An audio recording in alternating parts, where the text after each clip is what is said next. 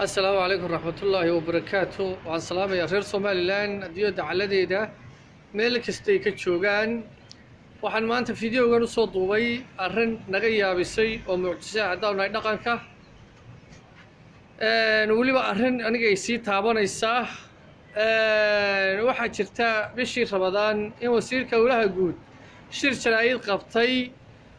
uu yiri waxa magaalada iga qaxay xirsi godobta hadda anaga xirsi nooma sheegin odays hayaan iyo cid maartay dagaal ka dhaxeeya toona nooma sheegin horta wasiirka waxaan leeyahay haddii caawa xirsi dherag u dhinto dherag waa dhakadaada horaanan uga hadli lahayd maanta kuumay eekeen hadday wax jiraan taa horta taasaan ka leeyahay waxaan leeyahay mudane madaxweyne waxaan la hadlayaa Muuse Biixi nin baa xanuusto u dardaarmay namadiisa uu la dardaarma wuxuu leeyahay tukaanka 100,000 baa ii yaala marna 60 baan qaatay marna 40 baan qaatay buur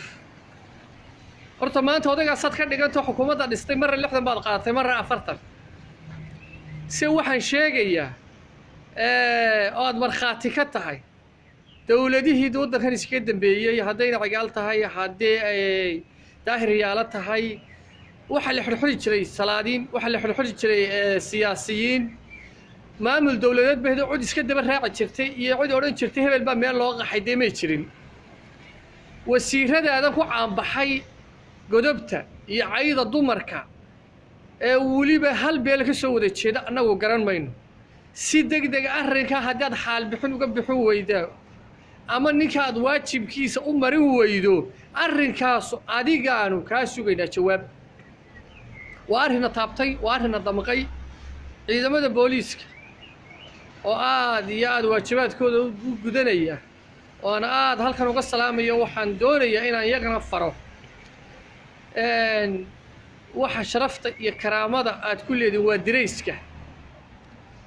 ka wax caayaya iyo ka la caayaya ama kala dhaliilaya iyo ka wax dhaliilaya intaba idinku dhaxbaa u tiro mas'uul baad ka tihiin nabadgelyadooda ilaahay ka sokow waxaan idinka codsanayaa marka wasiirkaas oo kale waxa ku hadlayo inaad dacal uga baydhaan idinku ixtiraamaya xilkaad haysaan iyo dirayska waayo waxaad u tihiin waxba dhex islaanta xabuubta ibisa iyo madaxweynaha idinka ammaankooda ilaaliya marka ciidamada booliiska intaasaan farayaa madaxweynaha jawaab ka sugayna haddaan dhaqan ka nahay ninkaale waxa iga qaxay nin baa magaalada iga qaxay